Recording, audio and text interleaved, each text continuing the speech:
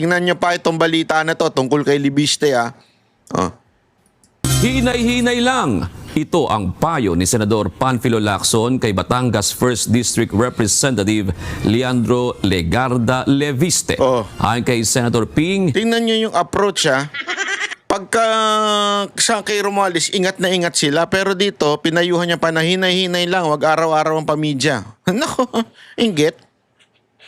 Inggit kasi mas marami nag-i-interview kay Libiste kaysa sa'yo.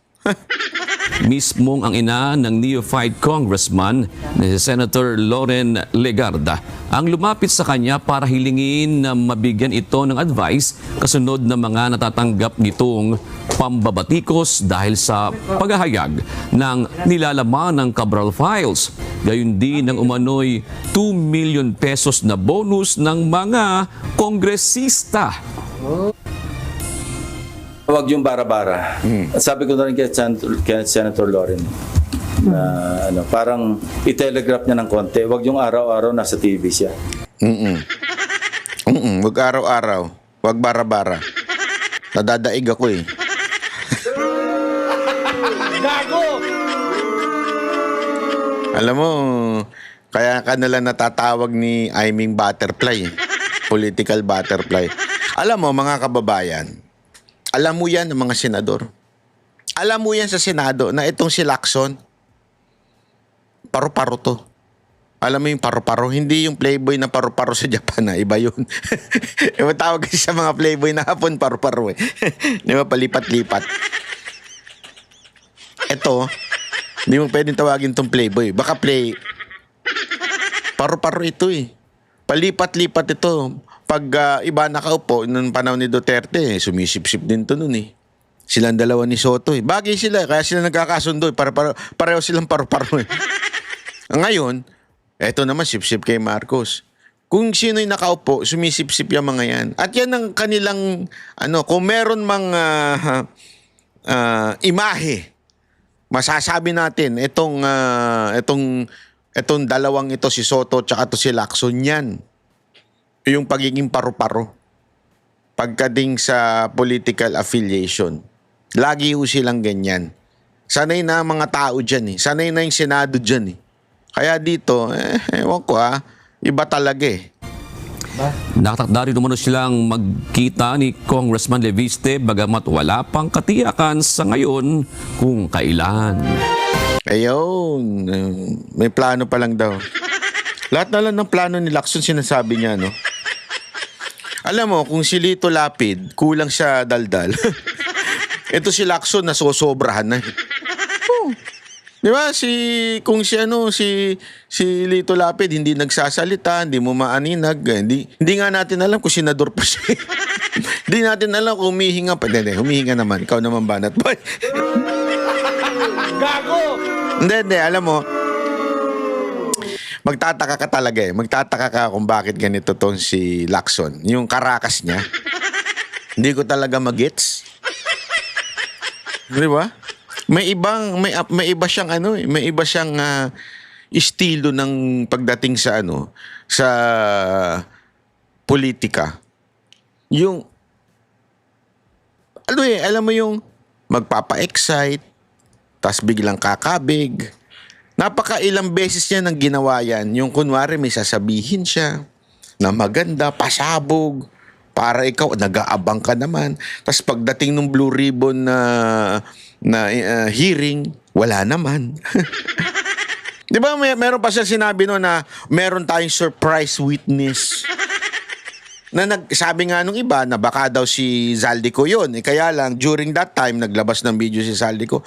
Ang akin kasi, huwag ka nang dumaldal. Ilabas mo na lang. Dapat ang sagot, abangan nyo na lang. Abangan nyo na lang kung sino yung mga a-attend at sino yung Hindi yung magpapa-presscon ka. Remember, di naman requirement magpa-presscon sa kanila, pero pa-presscon siya ng pa-presscon. Kaya hindi ako naniniwala kasi sinasabi nilang paulit-ulit. Ni Soto tsaka ito si Lacson. Paulit-ulit nilang sinasabi na hindi na daw sila magtatakbo for national o parang bagang magre-retire na sila. Hindi ako naniniwala. Alam mo, itong panahon na ito, administrasyon ni Marcos o si BBM, naghahanap yan ng itatapat kay BP Sara Duterte. Basta ang mission nila, siraan ng BP Sara Duterte, ang mga Duterte, durugin ang mga Duterte through media, bayarang media, prostitute, bayarang vlogger, siraan ng mga Duterte. Yan ang kanilang goal. Pasinungalingan ng lahat ng ginawa ng Duterte. Utusan si Auntie Claire na bumanat sa mga Duterte. Ikunik lagi. Basta may masama, ikunik ang Duterte. Yun ang goal ni Auntie Claire. Tapos, ang pangalawa nilang mission, maghanap ng itatapat. Kaya ngayon, ang pumoporma, yung mga Romualdez. Sorry, hindi pala Romualdez. Wala nang kwenta si Romualdez. Talo na yan. Kahit kumandidato pa yan, baka -3 ang bumoto sa kanya. Ang pinagbubulong-bulungan ngayon ang mga Rimulya. It's either John Vic o si Boying. Pero I think it's more on John Vic. Kaya nga tinan mo out of nowhere biglang pumitik siya ng kung titingnan kung tatakbo sa 2028. Yeah, may ganun siyang Ibig sabihin, pinakikiramdaman niya. Oh. Kaya nga ngayon, panay ang pakyut, panay din ang preskon. Or, si Lacson. Yan ang sinasabi nung iba na posible. Kasi si Soto mukhang wala talaga mukhang may edad na talaga So, mukhang si Lacson pa ang pumuporman tumakbong presidente. Ano sa tingin ninyo? Sa tingin ninyo, si Lacson ay tatakbong presidente yan? At malamang nagpapakit siya at gusto niyang maging administration. Alam mo, may tinanong ako hindi ko na lang sasabihin ko sino. May tinanongan ako, napaka-importante nitong tinanongan ko. Sabi ko, isang senador, di ko na sasabihin ko sino. May tinanong ako, senador. Kwentuhan lang kami kung sino sa tingin niya ang tatakbong presidente. Sabi ko, ako humirit ako na sa tingin ko si Lacson. Presidente para sa administrasyon. Sabi ko, kaya lang, sino pa ba ang gustong dumikit kay Marcos o sa administrasyon na -3 na? Alam mo, sabi niya sa akin, tama ka naman, -3 siya.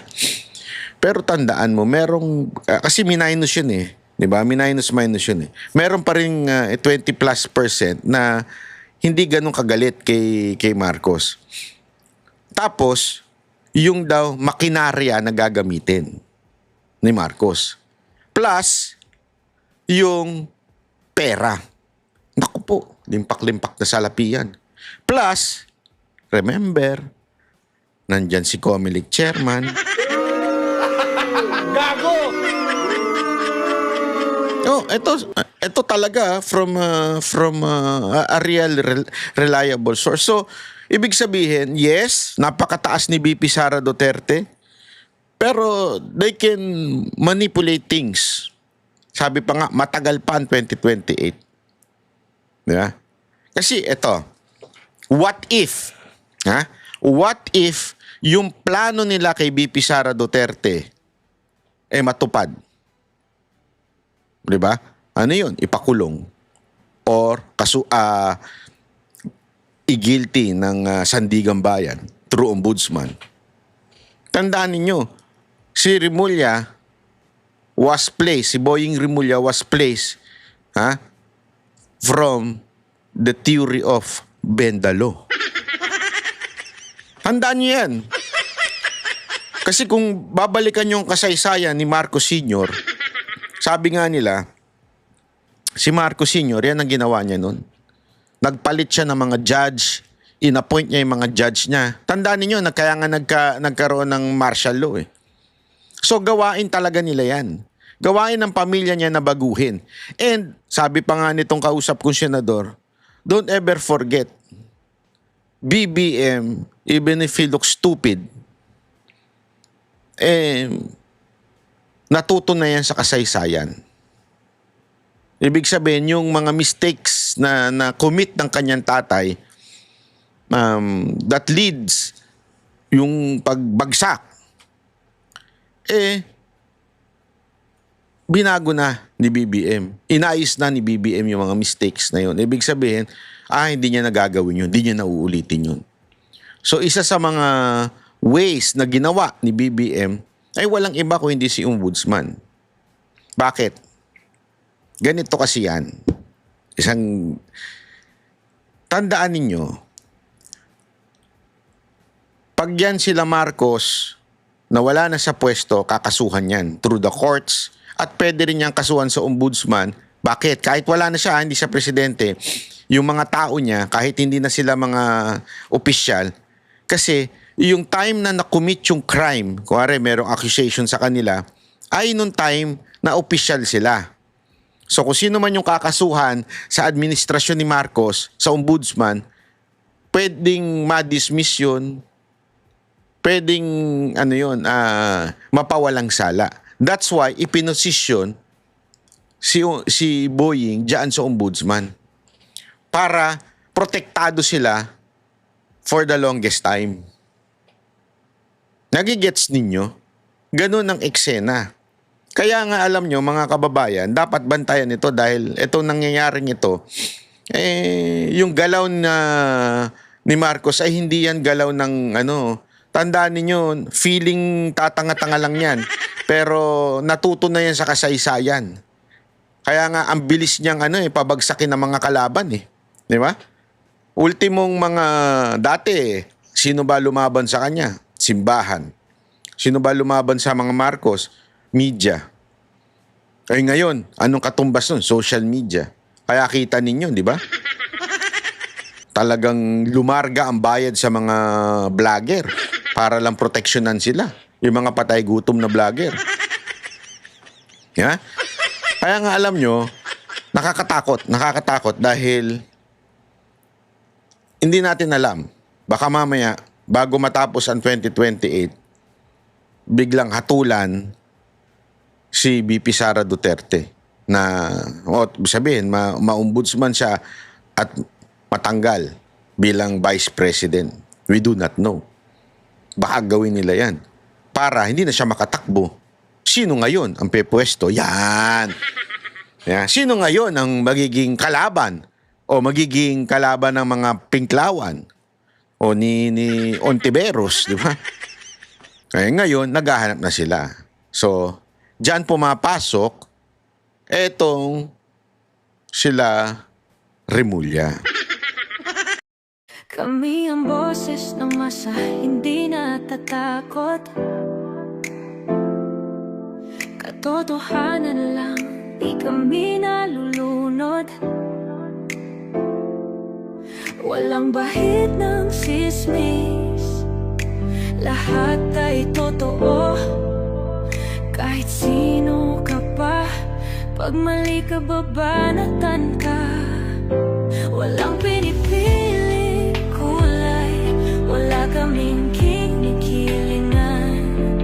Basta para sa bayan, kami lalaban. Pag tama palakpakan, pag mali banatan, di matitinag, di matatakot. Para sa bayan, tuloy ang sigaw. Sa harap ng kamera, walang halong takot. Mga baluktot, lahat kayo'y tutumba. Ang hustisya at totoo, yun lang ang mahalaga.